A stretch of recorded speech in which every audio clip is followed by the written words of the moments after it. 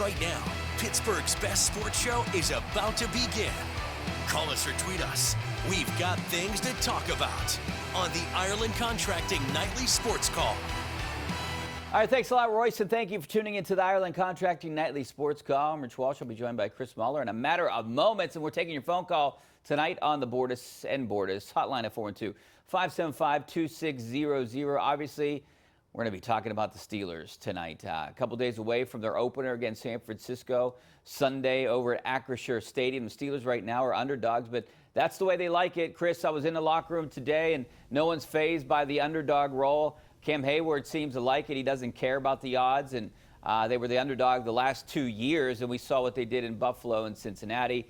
The Steelers are what, a 2.5-point underdog?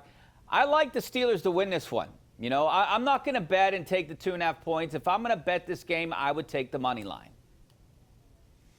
I think that one of the big differences is that they are the underdogs at home to the NFC runner-up, and they are a team that I think top to bottom is better roster-wise, clearly better than either of the two teams you're describing that pulled upsets in Week 1. They're better than the 2021 team. They're better than last year's team on paper. But they're playing a really, really high-quality opponent, Richie, and I don't agree with you.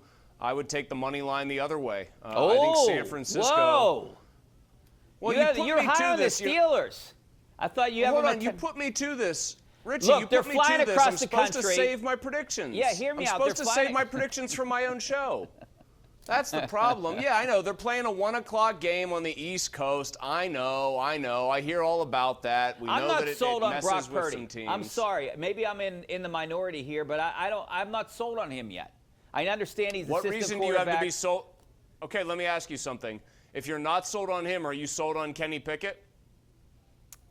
Maybe it's because I'm around the team a lot more, and I see Kenny Pickett, and I see his demeanor.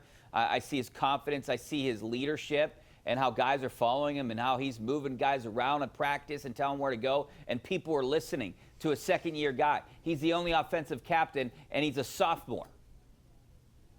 Okay, Brock Purdy, if he doesn't tear his UCL in the NFC title game, might have ended up playing for a Super Bowl last year. In fact, I think he would have. I think they would have won that game against Philadelphia. Brock Purdy hasn't lost a game that he has started in the NFL. He's actually got some numbers to back his performance. I think Pickett can be pretty good, but the idea here that specifically is being propagated in Pittsburgh, not just by you, but by a lot of people, including my co-host, Mr. Andrew Filipponi, who, by the way, predicted a Steelers 14-3 Super Bowl runner-up Super Bowl runner-up campaign this year. Wow. I know people have already felt he jinxed the season.